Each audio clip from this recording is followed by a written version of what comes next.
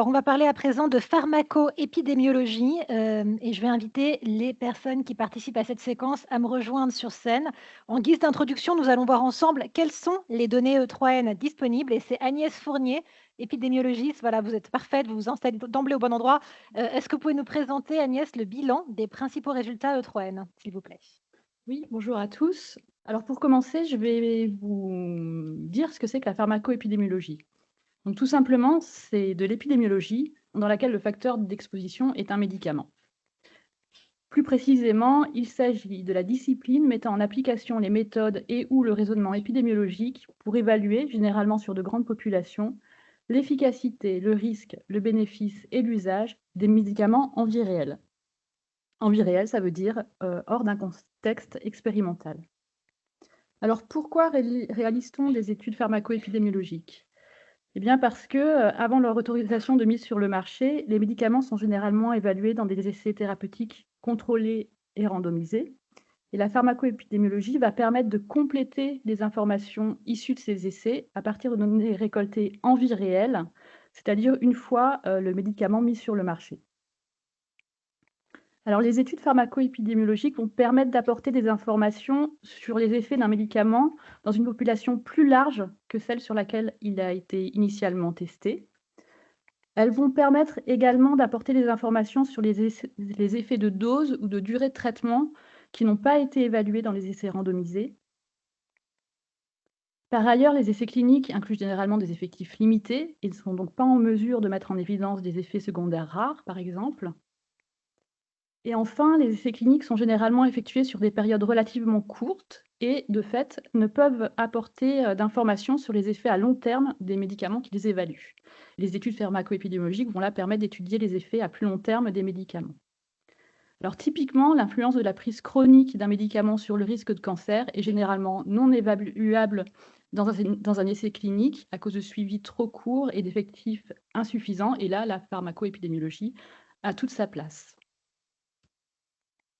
Alors, de quelles données dispose-t-on dans E3N pour réaliser de telles études? Donc, comme vous le savez déjà, on dispose d'un grand nombre de données auto-rapportées dans les questionnaires de suivi qui ont été envoyés et qui sont toujours d'ailleurs envoyés aux femmes tous les 2-3 ans environ.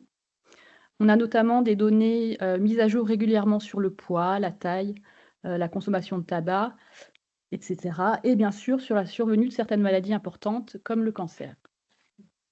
Et puis, on a interrogé régulièrement les femmes sur leur prise de traitements hormonaux.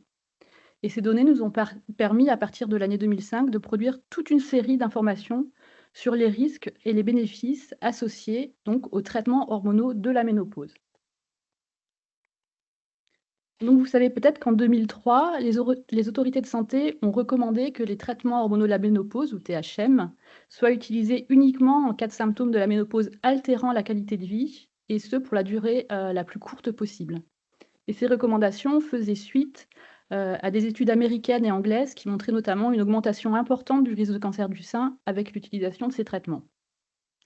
Et depuis, comme on le voit sur ce graphique, l'utilisation des THM a fortement diminué en France. Les données de la cohorte 3N ont permis de préciser la balance bénéfice-risque des THM, qu'on qualifie parfois de THM à la française, c'est-à-dire associant un œstrogène, souvent administré sous forme de patch ou de gel, un progestatif qui est souvent de la progestérone ou de la dihydrogestérone. Et aux États-Unis, par exemple, c'est complètement différent. Les THM associent un estrogène par voie orale à des progestatifs qui sont autres que ceux utilisés en France.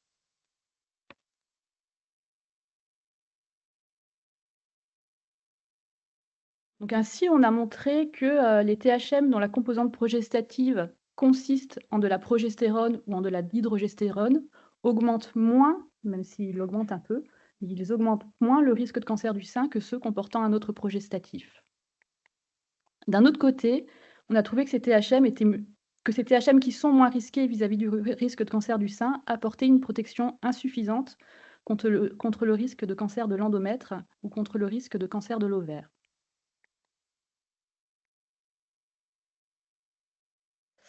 On a également confirmé que lorsque la composante estrogénique du THM était administrée sous forme de patch ou de gel, le risque de phlébite ou d'embolie pulmonaire n'était pas augmenté, contrairement à ce qui se passe si l'on utilise des estrogènes administrés par voie orale. Et puis, on a également étudié le lien entre la prise de THM et le risque d'autres maladies comme l'asthme, le diabète, l'hypertension, le cancer colorectal ou le cancer de la peau. Alors, pour faire toutes ces études et mesurer l'exposition des femmes de la cohorte au traitement hormonaux de la ménopause, eh bien, on a dû beaucoup mettre les participantes à contribution. La première fois, c'était en 1992. On leur a envoyé un dépliant de photos des traitements hormonaux disponibles sur le marché. On leur a demandé de reconnaître ce qu'elles avaient pris, de dire quand et pendant combien de temps. Et puis, on les a interrogées en 1993 pour leur demander ce qu'elles avaient pu prendre depuis 1992, donc depuis leur dernière réponse. Et on les a réinterrogées en 95, en 97, en 2000, en 2005, en 2008, et puis on a arrêté. Alors le problème, évidemment, avec ce recueil de données, c'est d'abord le biais de mémoire. Les femmes peuvent mal se souvenir des noms des médicaments qu'elles ont pris, mal se souvenir des dates également, voire omettre complètement certains épisodes de traitement. C'est pour ça qu'il est nécessaire de les interroger régulièrement sur leur prise de traitement pour qu'elles aient à se souvenir de périodes moins lointaines, mais aussi pour nous permettre de prendre en compte l'évolution de l'exposition au cours du suivi, puisqu'il y a des femmes qui arrêtent leur traitement, d'autres qui commencent, d'autres qui changent de traitement. Et ça, il faut qu'on le sache si on veut faire des études suffisamment fines. Donc en bref, ce recueil de données est lourd, à la fois pour les participantes, mais aussi du point de vue de l'acquisition des données et du data management. Alors ce qui est formidable pour faciliter la réalisation d'études pharmacoépidémiologiques, c'est que depuis 2004, la MGEN nous fournit des données détaillées sur les remboursements de soins qu'elle a effectués pour chaque femme de la cohorte. Et ça nous permet d'éviter d'interroger les participantes sur leur prise de médicaments. Alors pour être précis, les données fournies incluent les remboursements de soins de ville, et on a en particulier des données détaillées sur les remboursements de médicaments et sur les actes de biologie. Et puis on a des données un peu plus succinctes, en tout cas jusqu'en 2013, sur les autres actes médicaux qui leur ont été remboursés toujours en ville. Alors qu'est-ce que ces données de remboursement n'incluent pas? Alors tout d'abord, elles n'incluent pas ce qui se passe à l'hôpital public, parce que ce n'est pas la MGN qui rembourse. Et puis, si on a les notions d'examen réalisées, par exemple, on n'a aucune information sur les résultats de ces examens. Et puis, si on sait que la femme a consulté un médecin à une date donnée, on ne sait pas quel diagnostic a été éventuellement porté au cours de la consultation. Et si on sait que la femme a acheté tel médicament à la pharmacie à telle date, eh ben, on ne sait pas pour quelle raison.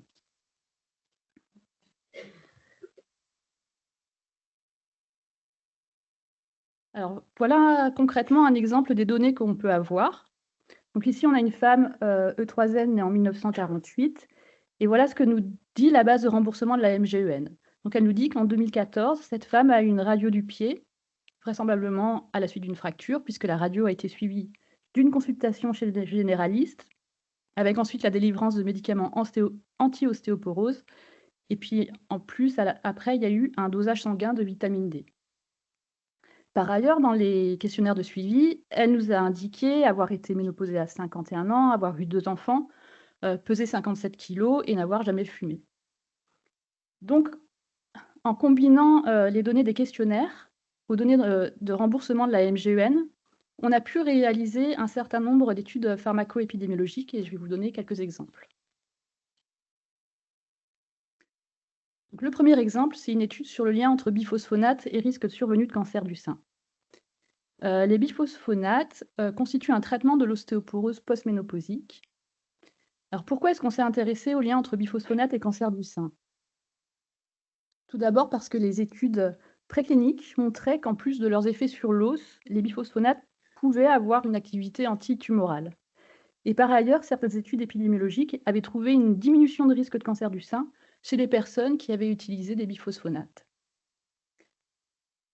Néanmoins, certaines études ne trouvaient pas de lien très clair entre la durée de traitement et le risque de cancer du sein. D'autres trouvent un effet protecteur plus marqué à mesure que la durée d'utilisation augmentait, d'autres trouvaient l'inverse. Et puis, les auteurs reconnaissaient qu'il y avait possiblement un biais d'indication, puisqu'une densité minérale osseuse basse est à la fois une indication pour un traitement par biphosphonate, mais pourrait également être associée à une diminution du risque de cancer du sein. Donc, comme la question n'était pas résolue, nous avons décidé de l'étudier à partir des données de la cohorte 3N.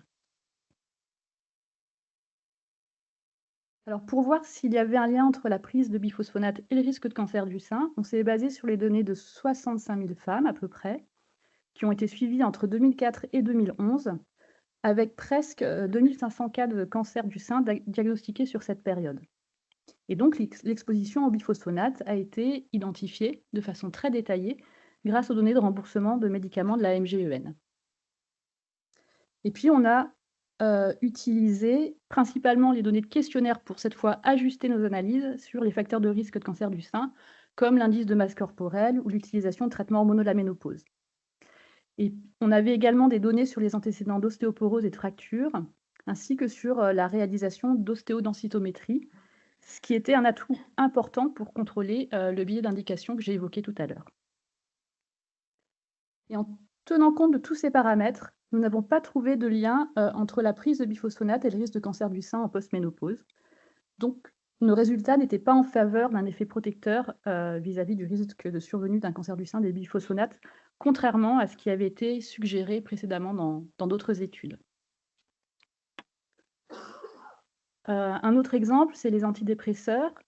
Dans l'équipe, des chercheurs ont confirmé un surrisque de diabète associé à la consommation d'antidépresseurs à partir des données de la cohorte 3N. Et il y a également une recherche en cours sur le lien entre dépression, antidépresseurs et risque de cancer du sein.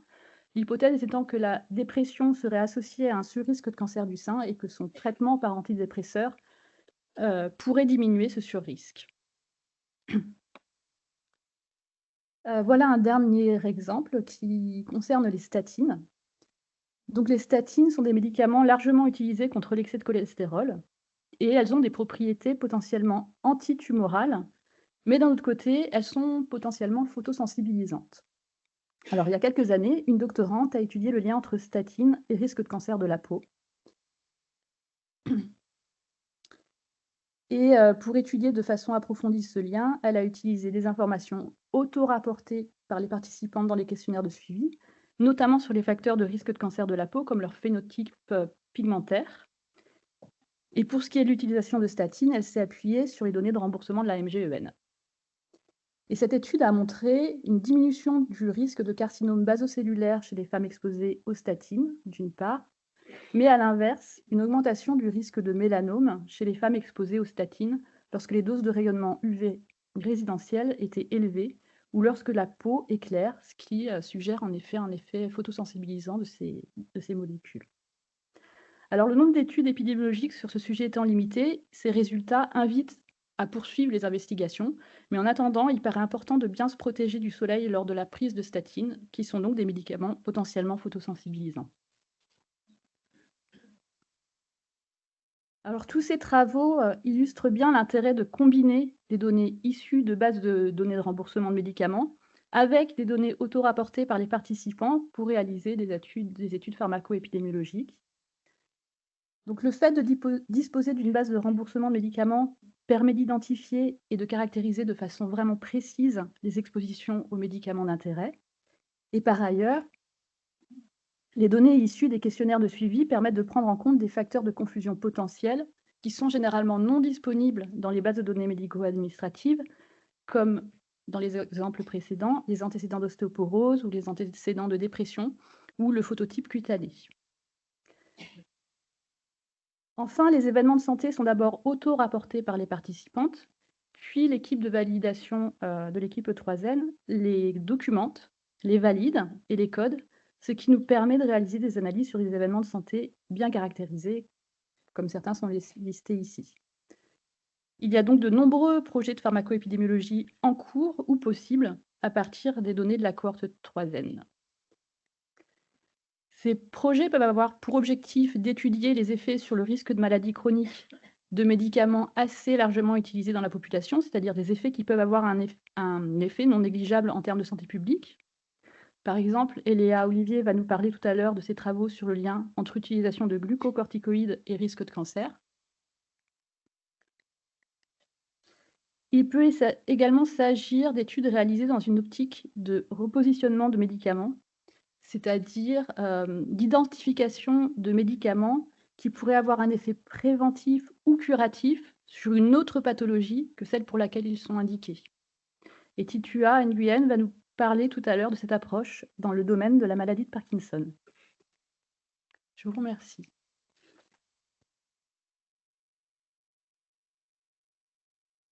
Merci beaucoup Agnès. Alors comme, vous l'avez dit, on va faire un focus sur les glucocorticoïdes. Vous en parliez sur votre slide conclusive. Avec vous, Eléa Olivier, vous êtes doctorante. Alors quel est le lien, Eléa, entre les glucocorticoïdes et les cancers? Vous allez nous le dire.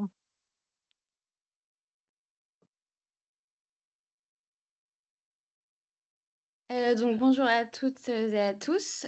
Donc Eléa Olivier, doctorante en 2e année de pharmacoépidémiologie. Donc je vais vous parler de mes travaux de thèse sur la prise de glucocorticoïdes et le risque de cancer. J'arrive à passer la slide. Oh je fais une bêtise. Ça y est, ça revient. C'est sur quel Ici. Ok, ça marche. Ok, bon, excusez-moi. Donc, en raison de leurs propriétés anti-inflammatoires, immunosuppressives et anti-allergiques, les glucocorticoïdes sont utilisés pour traiter un large éventail de maladies chroniques. Donc, le plus souvent des maladies chroniques, donc, telles que des maladies rhumatologiques, allergiques, auto-immunes ou encore respiratoires. Donc, en raison de leurs propriétés immunosuppressives, les glucocorticoïdes pourraient entraîner un risque accru de plusieurs cancers. Et de ce fait, l'évaluation de la cancérogénicité potentielle des glucocorticoïdes a été classée en 2019 comme une priorité absolue selon le groupe consultatif chargé de recommander des priorités au Centre international de recherche sur le cancer de l'OMS.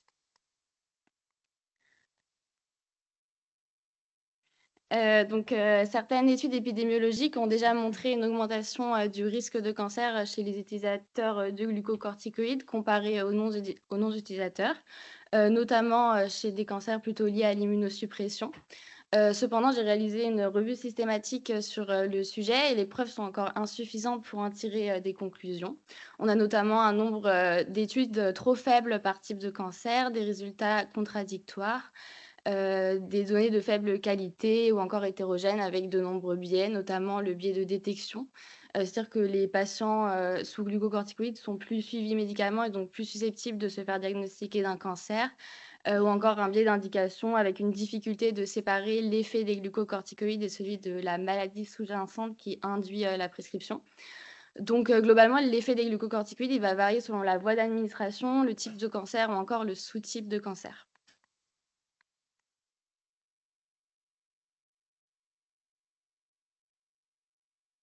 L'objectif de ma thèse, c'est de répondre à la question de l'effet des glucocorticoïdes sur le risque de cancer. Et pour cela, j'ai accès à différentes bases de données en France et au Danemark. Donc, dans le cadre de cette présentation, je vais me concentrer sur la cohorte E3N. Donc, dans cette cohorte, je me suis intéressée au cancer de la peau, donc un cancer sujet à l'immunosuppression. Donc la cohorte a déjà été présentée précédemment, mais globalement, on a pu identifier la prise de glucocorticoïdes grâce à la fusion de la cohorte avec la base de données de la MGEN. Donc on a des données de remboursement depuis 2004. Donc on a pu identifier près de 60 000 femmes, 1672 carcinomes basocellulaires incidents, 661 carcinomes spinocellulaires incidents, ainsi que 434 mélanomes sur environ 10 ans de suivi. Au niveau des analyses statistiques, donc globalement, on a appliqué des modèles permettant de comparer la probabilité de développer un cancer de la peau chez les femmes exposées aux glucocorticoïdes par rapport aux non exposées, en prenant en compte un large éventail de facteurs de confusion, tels que des caractéristiques phénotypiques ou encore le mode de vie. Finalement, parmi les participantes, 53% étaient exposées aux glucocorticoïdes systémiques, avaient au moins reçu 2 remboursements de glucocorticoïdes systémiques, donc par voie orale ou injection, 24% aux glucocorticoïdes topiques. Et j'ai étudié les associations selon la dose, le nombre de remboursements, le temps et l'âge depuis la première utilisation. Et les résultats ne semblaient pas montrer d'augmentation de risque de cancer de la peau avec la prise de glucocorticoïdes. Cependant, les glucocorticoïdes topiques pourraient très légèrement diminuer le risque de mélanome. Donc, je vais rapidement présenter les perspectives de ce projet et l'importance d'une collaboration internationale. Donc actuellement, je travaille dans différentes bases de données, notamment au Danemark sur le cancer de la prostate, mais je vais m'intéresser à différentes voies d'administration et différents types de cancers dans différentes bases de données. Donc il est primordial de travailler sur des bases de données complémentaires car elles ont chacune leurs limites et leurs avantages, notamment dans les registres danois ou encore dans les données du système national des données de santé. On a des bases qui sont de large envergure à l'échelle nationale, contrairement à la cohorte 3N qui se concentre sur des femmes volontaires, un échantillon de femmes volontaires. On a des données sur les remboursements depuis 2004 pour la cohorte 3N et 2006 pour le SNDS contre 1995 dans les registres danois. Cependant, la cohorte 3N comporte des avantages, notamment des données très détaillées sur le mode de vie qu'on n'a pas dans les autres bases de données.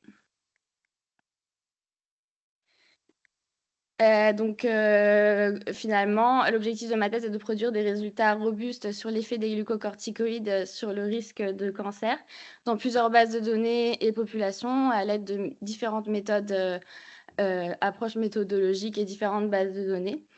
Mes résultats auront un impact sur les pratiques médicales, donc que ce soit en rassurant patients et cliniciens en cas de risque nul.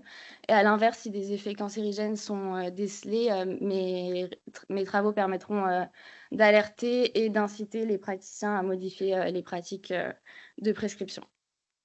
Merci pour votre attention.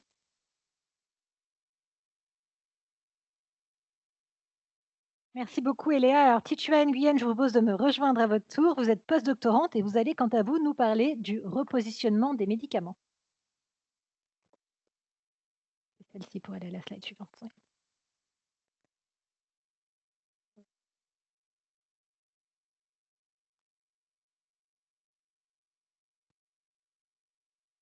Bonjour à tous, je m'appelle Titua Nguyen et je suis postdoctorante en pharmacoépidémiologie. Aujourd'hui, c'est avec plaisir que je vous présente une partie de mon travail qui porte sur le repositionnement de médicaments dans le cadre de la maladie de Parkinson.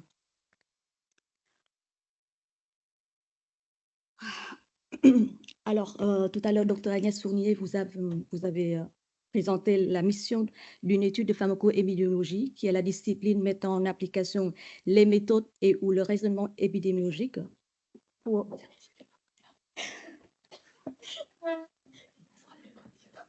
Merci Anne pour cet honneur.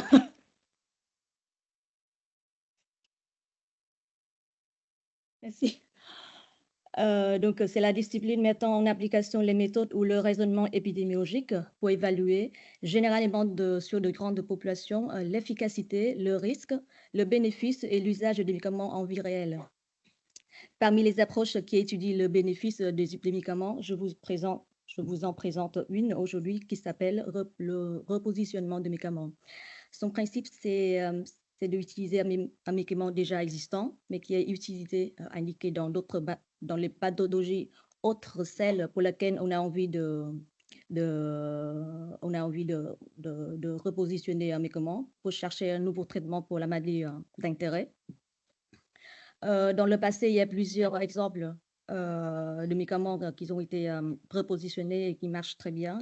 C'est le cas de l'aspirine, qui est un médicament qui est connu pour soulager la douleur, la fièvre, l'inflammation et qui est utilisé de nos jours en prévention de maladies cardiovasculaires grâce à son effet anti-agréant plaquettaire à faible dose.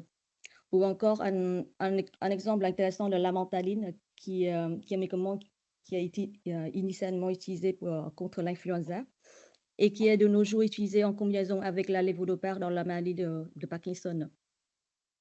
Et donc aujourd'hui, dans le cadre de maladie de Parkinson, je souhaite vous présenter mon travail de recherche durant les années passées avec mes collègues, auxquels on s'intéresse à la recherche de nouveaux médicaments pour le traitement de maladie de Parkinson. Alors, je commence par quelques mots sur le contexte de traitement actuel de maladie de Parkinson. Les traitements actuels de maladie de Parkinson sont actuellement nous permettent de compenser le déficit en dopamine dans le cerveau. Donc, ce sont des médicaments qui sont plutôt symptomatiques, qui ne permettent pas de traiter ni de prévenir ou ralentir l'évolution de la maladie. Alors, face à une augmentation du nombre de cas en raison du vieillissement de la population, donc l'identification rapide de nouveaux médicaments efficaces, anodins et accessibles devient une urgence sanitaire. Alors malheureusement, la procédure habituelle pour développer un nouveau médicament est souvent très long et très coûteux. Alors, pour un médicament, avant de retrouver dans le rayon de pharmacie, celui-ci a été subi plusieurs étapes à partir de la recherche fondamentale pour être identifié, passant par des phases précliniques, puis cliniques pour être testé sur les cellules en culture, chez l'animal et chez l'homme. Et enfin, s'il a passé toutes ces étapes, il a obtenu une autorisation de mise sur le marché. Et toutes ces étapes durent environ de 15 ans, voire même 20 ans. Et ce n'est pas encore fini parce qu'en fait, une fois que le médicament est sur le marché, on continue à évaluer la balance bénéfice-risque de ce médicament qui s'appelle le suivi post-AMM. Donc, un médicament qui est déjà existant sur le marché, ça veut dire qu'il a déjà subi toutes ces étapes, notamment les études sur sa toxicité et ses effets indésirables chez l'homme. Tout cela pour vous dire qu'en fait, le repositionnement d'un médicament déjà existant sur le marché représente un chemin raccourci, une stratégie prometteuse qui nous permet d'identifier rapidement et à moindre recours les traitements curatifs, voire préventifs pour la maladie de Parkinson. Alors, mais comment on peut repositionner un médicament pour la maladie de Parkinson? Eh bien, même si le médicament est déjà existé sur le marché, passé plusieurs étapes importantes, il faudrait qu'on continue à réaliser des études supplémentaires pour évaluer son bénéfice pour la maladie en question. Ces études sont des études de pharmacoépidémiologie ou encore des essais cliniques. Dans le cadre de mon travail, ce qui m'intéresse, c'est les études de pharmacoépidémiologie. Alors, on a testé plusieurs médicaments candidats. Ce sont des statines. Et aujourd'hui, je vous présente deux candidats qui nous semblent avoir un effet bénéfique pour la maladie de Parkinson, qui sont des statines et des agonistes des récepteurs bêta-2 adrénergiques, qui sont des groupes médicaments faisant partie des familles de médicaments contre un excès en cholestérol ou encore contre l'asthme. Alors, on a réalisé des études épidémiologiques observationnelles de type cohorte dans la cohorte O3N, en incluant des femmes non exposées aux médicaments candidats et non atteintes de la maladie de Parkinson au début de l'étude. On a utilisé la base de remboursement de médicaments de l'AMGRN pour identifier l'exposition, oui ou non, aux médicaments candidats. Et les femmes qui sont atteintes de maladie de Parkinson durant le suivi d'autres études ont été identifiées et puis validées par des experts à partir de plusieurs sources de données. Alors, dans le domaine de la maladie de Parkinson, il y a une particularité qui a été évoquée ce matin par une collègue à moi qui a travaillé sur la maladie de Parkinson aussi, c'est qu'en fait, le diagnostic de Parkinson peut être précédé d'une phase prodromale durant laquelle des symptômes, apparition des symptômes moteurs comme des tremblements ou encore non moteurs comme des troubles digestifs, comme la constipation ou encore des troubles de l'odorat ou de sommeil. Ces symptômes non moteurs et moteurs peuvent parfois précéder avant le diagnostic de très nombreuses années. Et de très nombreuses années et qui peut entraîner en effet un biais qui s'appelle un biais de causalité inverse, c'est-à-dire que l'effet qui est la maladie de Parkinson ici est la cause de l'événement qui est l'exposition aux médicaments candidats. Par exemple, dans le cas de tremblement des médicaments de bêta-2 agonistes, le tremblement est un effet indésirable assez connu et assez fréquent, qui peut entraîner une diminution de prescription de ces médicaments chez les Parkinsoniens avec des tremblements prodromonaux. Dans notre étude, on a pris en compte de ce biais en forçant un décalage entre l'exposition de médicaments et la survenue de la maladie. Maintenant, on va voir concrètement comment répondre à une question si un médicament peut réduire le risque de développement de maladie de Parkinson. Les femmes qui ont été incluses, qui sont éligibles aux critères d'inclusion en 2004, on les a divisées en deux groupes. Un qui comprend des femmes exposées aux médicaments candidats à l'inclusion et l'autre qui comprend les autres des femmes de la cohorte. À noter qu'au début de notre étude, toutes les femmes sont idem de la maladie de Parkinson. Alors, on les a suivies pendant 15 ans et recensé le nombre de cas de Parkinson survenus après 15 ans. À partir du nombre de nouveaux cas de Parkinson dans le groupe, ça me permet de calculer le taux d'incidence de Parkinson dans le groupe. Et on va comparer l'incidence de Parkinson dans le groupe A, ça veut dire chez les femmes, les femmes exposées au moins une fois durant le suivi, les médicaments candidats, par rapport au groupe B, qui sont les femmes jamais exposées aux médicaments candidats. Maintenant, on va passer aux résultats. En ce qui concerne les statines, on a étudié tous les statines confondus et deux sous-groupes de statines qui sont les statines lipophiles et statines hydrophiles. À savoir, les statines lipophiles sont des médicaments qui peuvent passer plus facilement la barrière hémato-encéphalique par rapport aux statines hydrophiles. Nous avons inclus presque 74 000 femmes et parmi elles, il y avait 18 000 femmes qui ont utilisé au moins une fois les statines et 524 femmes qui sont atteintes de la maladie de Parkinson. Alors, nous avons trouvé, le résultat obtenu, c'est que nous avons trouvé que l'utilisation des statines lipophiles est associée à une diminution de 30% de risque de maladie de Parkinson et une relation dose-effet observée pour la dose quotidienne a été également observée. Ça veut dire que plus la dose quotidienne est importante, moins le risque de Parkinson est engendré.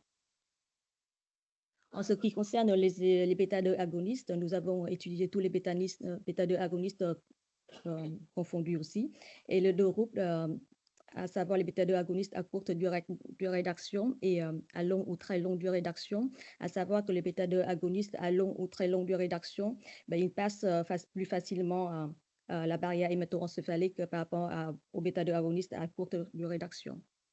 Nous avons inclus presque 82 000 femmes âge moyenne de 63 ans.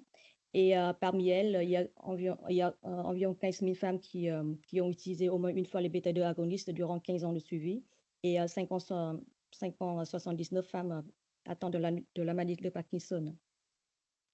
Alors, nous avons trouvé que l'utilisation de bêta-2 agonistes à longue ou très longue durée d'action a été associée à une diminution d'environ 35% du risque de la maladie de Parkinson.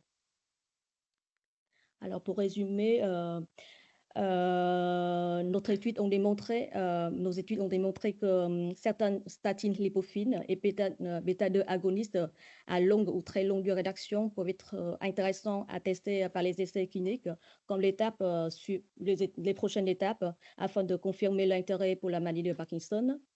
Et il y a aussi d'autres agents neuroprotecteurs potentiels à étudier, y compris les anti-inflammatoires stéroïdiens. Je vous remercie pour votre attention.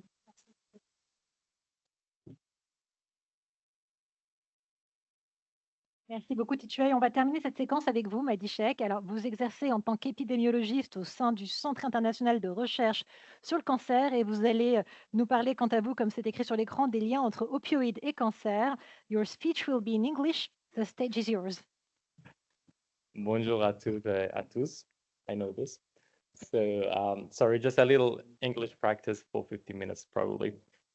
So my name is Mahdi Cheikh. I'm a scientist at the International Agency for Research on Cancer, CIRC OMS.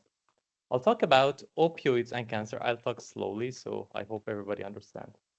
Next year, I'm learning French for next year. Hopefully, we'll speak in French. So you laughed, it means that you understand English. So this is about opioids and cancer. Why opioid? Opioid now opioid misuse is becoming a global problem.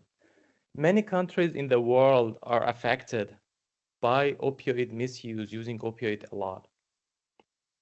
Now, in France as well, it is now becoming a problem because France has got one of the highest rates of opioid misuse or high-risk opioid use within Europe. You see that 10 million French population, 17% of the population at least have one prescription of opioids each year.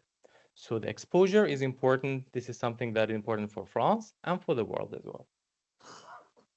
Now, what is opioid? When we say opioid, what is opioid? Opioid are pain medications. People take opioid because they have pain. But based on their generation, based on their origin, we have three categories: natural opioid, semi-synthetic opioid, that are made from opium. I will say what is opium. And then fully synthetic opioids that are synthesized in laboratories. They don't have opium, but they use the same pathways like opium. Now, I said opium. What is opium? You see this flower, this beautiful flower. It's also in France and in many countries. That's the opium poppy. That's the flower that brings opium. I'll show you. It has different usage. They use it for like food. They use it for medications. But unfortunately, also this beautiful flower has got products. People use it for heroin and opium. So opium, before the flowers gets, like that, unripe flower. So if you education about how to produce opium, if you scratch it and then don't do it, but this white material comes out. If you leave it, it becomes like that. Okay, you leave it like becomes dark, and unfortunately, people smoke it and eat it. 90% they smoke opium. So this is opium. Okay. We don't have it in France. Please don't teach people to use it. But in Iran, 40% of the world opium are used in Iran, Afghanistan, Pakistan. Okay. I'll come later why we're talking about opium. We did a study in Iran, like your cohort. There was a cohort study called Golestan cohort study in Iran. They recruited 50,000 people. Among them, 8,000 people used opium, and we followed them for more than a decade, more than 10 years.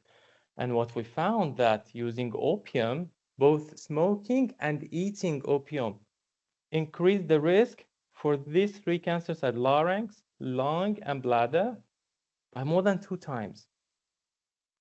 Esophagus, stomach, and pancreas also. So all this evidence, at IARC, we have monograph program. What is monograph program? They review the evidence. They call people from outside, from different countries, review all the evidence for 1 year, and then this subgroup decide whether it is carcinogenic or not. An expert group in 2020, they reviewed all the evidence on opium, and they concluded that opium is carcinogenic, causes cancers. I want you please to remember this cancer site for evidence causing cancers of the larynx, lung, and bladder, the sites I showed you, and also probably esophagus, stomach, pancreas, and pharynx. So remember these 7 cancer sites. C'est quoi? C'est opium, okay? I'll come back to it. Now, we thought, okay, 50 years of research in Iran that it showed that opium causes cancer. Opium is a problem in those countries. But what about opioids? I showed you many countries now use opioids. If opium causes cancer, what about opioid medication? Do they also increase the risk for getting cancer? Why? Because do you remember I told you opioid medication based on their origin, either made from opium or made synthesized to mimic the effects and use the same pathways as opium. Okay. Now, whatever we do, first, we try to review the scientific literature. So opioid, opium, we talked about it. At least 33 case control studies and 2 cohort studies showed associations with 9 cancer types. So it was classified as carcinogenic. And opioid, when we searched the literature, actually, the only studies in human we could find is from registry data linkage. What is that? They have prescription registry, cancer registry, they link it, they find increased risk. And also experimental studies showed some genotoxic effects, like effects on tumor promotion, etc. But there is limitation, we cannot conclude. Why? So, because a lot of people who take opioids for a long time also smoke for a long time. Second, people take opioids because they have something problems like chronic conditions, inflammation, pain. Sometimes alcohol, they take more alcohol, and all of this. How you can say whether it is because they smoke, because they are have other chronic conditions that is causing the risk in cancer. And prospective cohort studies didn't have information on opioids. Now we come why it is important to have the linkage. And the people who use opioids are very few in cohort studies that we cannot study an outcome like cancer. So we thought, okay, we come with the opioid cohort consortium, meaning that we bring data from all around the world.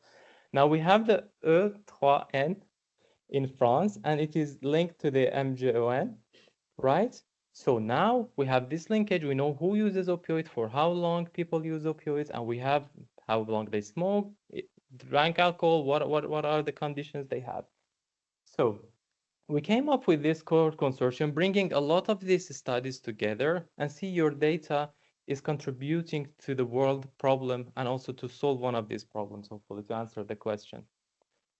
So we got funding from the INCA and also from the NIH in the US. And we want to build a very strong resource to address and study the long-term consequences of opioids. So we are building new data on opioids using the linkage records and also trying to harmonize data from 25 sources across many countries. So these are the countries that are contributing to opioid cohort consortium. And you see that Troisième, it is there. So you are contributing to this knowledge because this is the problem for the world. We now have 2 million people from around the world. Now, so all these great people are contributing to this project. I would like to thank them. So just to show you some preliminary data, it is from another cohort, but just to show you why this is important. And these are not published, so I would be thankful if you do not share it with others. So we did a study in the UK Biobank. This is self-reported data. They said what medications they take for a long time regularly. 500,000 people followed for 10 years. And then we used genetic approach as well. Just to tell you what is genetic. So we take the genes from people, and some people have, higher probability or higher genetic, let's say, probability to using opioids, okay? And we took these genes and assessed whether they are associated with cancer. So I don't want to make it complicated, just it is a genetic approach. It is based on the genes of the people. If they will use probably more opioids in future. So what are that? Do you remember this I told you about opium? Now we try to see if opioid this time also associated with the same cancer types as opium. So we took 20 most common cancers in the UK Biobank, and then we put the cancers into two categories: opium related, this one that is beta and IARC monographs related to opium, and non-opium related, the cancer sites you can see below. So the characteristics. Now I will show you just the two groups, but we did this for each specific cancer size, and the results were very much the same. Regular use, meaning that using opioid weekly, monthly, was associated with increased risk for cancers, of opium-related cancers. Natural opioids, semi-synthetic opioid, and synthetic opioids, all of them were associated with increased risk. Also, the target receptors, mu targeting receptors, opioids. But this is important, duration of action. So opioids, we have some short-acting opioids, they remain shorter in blood, and some long-acting opioids, they remain for a lot of time in blood. And the long-acting opioid, you see, the risk was increased. So this line in the middle is the null line. if the effect is there, this is there, it means that there is no effect. But if you come from this line in the middle towards the right, so it shows that the risk is higher. And you see the risk is higher for all of this. And strength of opioid, weak opioids and strong opioids. The stronger opioids you take for a long time regularly, the higher risk, almost 2 times increased risk. Now, for non-opium related cancers, the other cancers that we didn't see effect for them, for opium on it, based on the monograph, you see all the effects are on the null line, meaning that there is no effect. So just to show you some, okay, it was more beautiful. Sorry, some text problems. Just to show you, this is the epidemiology approach, the first column, and the second is the genetic. Do you remember I told you genetic also approach? Very different populations. That one is UK Biobank, the epidemiologic, but the other one is genetic approach from 14 cancer studies around the world. And we see the risk increase. It is not like that. It was more beautiful. Sorry. With 5, now, just suppose it is in the right form. With 5 of these 6 cancer sites that we assessed, we saw increased risk in both genetic and epidemiologic approaches. Yeah, that's correct. But for non-opium related cancers, you see genetic approach and the other approach, they didn't show effect, just contrasting results. Dose response. So the dose response, do you remember I told you the more stronger opioids they use for longer time, they have higher risk? So just as an example, I'm showing you for lung cancer, and we did it for all cancer sites. So the higher it is from the line, means that the risk is bigger. And you see, there is significant dose response for lung cancer. So the same thing with other cancers. You may think that I told you people who use opioids regularly for a long time, they have other conditions, but also you may think, okay, these cancers that I talked about, they are related to smoking. How do you know if it is because of smoking or because, or maybe because of opioids? So we did a study, cancers that are caused by opium and cancers, non-opium related cancers. So those ones are the monograph said that related to opium. Those who smoked ever and those who never smoked had the same risk increase. So it is among never smokers as well. Okay, but you see, we don't see this risk increase for cancers not related to opium. So we did this in the UK Biobank. You see, this is the opium-related cancers I said before, and we saw associations with some of these cancer sites. In Australia, we did another study. So these are very preliminary, just initial results. Again, we see associations with the same cancer site. And preliminary data from your cohort as well shows associations with these cancer sites. And these cancer sites were coming up again and again and again. This is initial result, preliminary, and hopefully once we go forward more, we can give you more details from this cohort study. But you see opium-related cancers are also increased in opioids. So just to summarize, the monograph of IARC shows that using opium was associated with increased risk for cancers of lung, larynx, bladder, and limited evidence for esophagus, pancreas, stomach, and pharynx. The Opioid Cohort Consortium we initiated in 2021 at IARC to study opioid use with cancers. So in 5 years, this project will continue. And the initial results show that opioid use may be associated with increasing the same cancer site that we saw with opium. I don't know what it means, but thank you very much.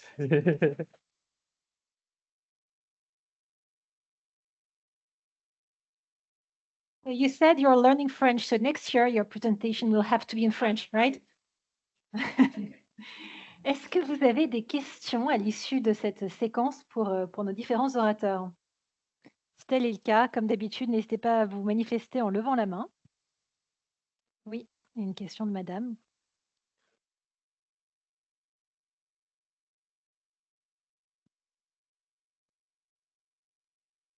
Vous faites beaucoup d'études pour la maladie de Parkinson. Je voulais savoir si vous en faites aussi pour la maladie d'Alzheimer,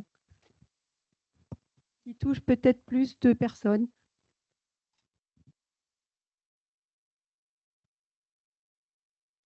Euh, Pas encore, mais c'est envisagé. C'est au programme, enfin, ou c'est pas encore planifié? C'est pas encore planifié Planifié, parce mais- que c'est difficile d'identifier les cas de maladie d'Alzheimer dans la cohorte, notamment par la réponse aux autoquestionnaires qui peut être justement difficile pour les D'accord. personnes qui sont atteintes. Donc, il faudrait avoir d'autres sources de données pour identifier les cas. D'accord. Est-ce qu'il y a d'autres questions dans la salle? Oui. J'ai une question. Bonjour, j'ai une question concernant les données recueillies de la part de la MGEN, donc la mutuelle de l'éducation nationale, qui est la mutuelle donc, de la première génération. Mais dans la deuxième génération, donc les familles se sont un peu éclatées. Il y en a plus, ont d'autres mutuelles. J'aurais voulu savoir si ce problème est anticipé, c'est-à-dire que si toutes les mutuelles vont participer finalement et partager leur base de données. Voilà, je vois que vous dites oui, alors je l'entends. Merci. Oui, alors on a une solution qui est un appariement au SNDS, qui est le Système national des données de santé, et qui permet en fait, indépendamment de l'appartenance à la MGN, d'appareiller les données de remboursement de soins aux données des cohortes. C'est déjà fait pour la cohorte Constance, par exemple, et ça va être fait pour la cohorte troisième génération également. On a le temps pour une toute dernière question assez rapide et pareil, une rapide réponse si vous avez toutefois des questions. Non? Bah, c'est que vous avez été extrêmement clair. Alors, même chose que d'habitude, je vais tenter de faire un petit digest de ce qui s'est dit. D'abord, merci à tous d'être venus nous parler de pharmacoépidémiologie, hein, dont je rappelle que c'est cette discipline qui évalue les bénéfices et les risques des médicaments en vie réelle. Il y a plusieurs projets en cours, vous nous l'avez dit, qui utilisent des données de la cohorte E3N et qui visent à identifier les effets à long terme des médicaments sur la survenue des maladies chroniques. Il y a d'ailleurs de récentes études qui rapportent l'absence d'effets protecteurs des biphosphonates sur le cancer du sein. Et en ce qui concerne en revanche les antidépresseurs, vous nous l'avez expliqué, ils pourraient avoir un potentiel effet protecteur sur cette maladie, mais on a pu identifier aussi un surrisque de diabète, hein. Sur le sujet des statines à présent, une étude révèle qu'elles pourraient être associées au cancer de la peau, plus précisément au mélanome, notamment si on s'expose au soleil pendant le traitement. On a également entendu parler des glucocorticoïdes qui pourraient être associés à un risque de cancer, en particulier le cancer de la peau. Que vous dire d'autre sur comment dire, ce que vous avez pu nous dire? Sur la maladie de Parkinson, on parlait de Parkinson. Compte tenu de l'augmentation du nombre de cas liés au vieillissement de la population, ce repositionnement, on en parlait avec Titua, représente une stratégie prometteuse pour identifier rapidement et à moindre coût des traitements curatifs, voire préventifs. Dans le cadre de la cohorte E3N, il y a près de 100 000 femmes françaises qui ont été recrutées en 1990 et qui sont suivies depuis afin d'étudier l'impact de certains médicaments candidats tels que les statines et les anti-asthmatiques de type bêta-2 agoniste. Même si le rôle neuroprotecteur de ces agents reste à confirmer par des essais cliniques, il semble qu'ils permettent de diminuer le risque de développer Parkinson. Alors, on a aussi parlé avec vous, Madi, de l'opium et des opioïdes au sens large, soupçonnés d'être à l'origine de 7 types de cancers, notamment ceux du larynx, du poumon et de la vessie. Les effets semblent dépendre de la durée d'utilisation et de la puissance des opioïdes. Les opioïdes à action prolongée, vous nous l'avez dit, présentent un risque plus élevé. Les différents intervenants ont également souligné l'intérêt de combiner les données des bases de remboursement de médicaments avec celles auto-rapportées pour des études pharmaco-épidémiologiques, puisqu'en effet, les bases de remboursement permettent une identification précise des expositions aux médicaments. Et l'étude de troisième génération dispose depuis 2004 des données de remboursement de la MGEN, on a eu l'occasion de le dire. Si on n'utilise pas ces données de remboursement, mais qu'on veut étudier les effets des médicaments à partir des questionnaires, alors il est important aussi d'interroger régulièrement les participantes pour minimiser le biais de mémoire et suivre l'évolution de leur exposition au traitement. De plus, les questionnaires de suivi aident à prendre en compte des facteurs de confusion non disponibles dans les bases médico-administratives, comme les antécédents médicaux ou les habitudes de vie, comme par exemple le fait de fumer. Alors, nos intervenants ont aussi mis en avant l'intérêt de travailler avec d'autres bases de données, comme celle du Danemark, par exemple, pour étudier différents types de cancers et voies d'administration des médicaments. Ce sont des résultats qui pourraient influencer les pratiques médicales en rassurant sur l'absence de risque ou en alertant sur les effets cancérigènes potentiels. Merci à tous nos intervenants. Alors, on va à présent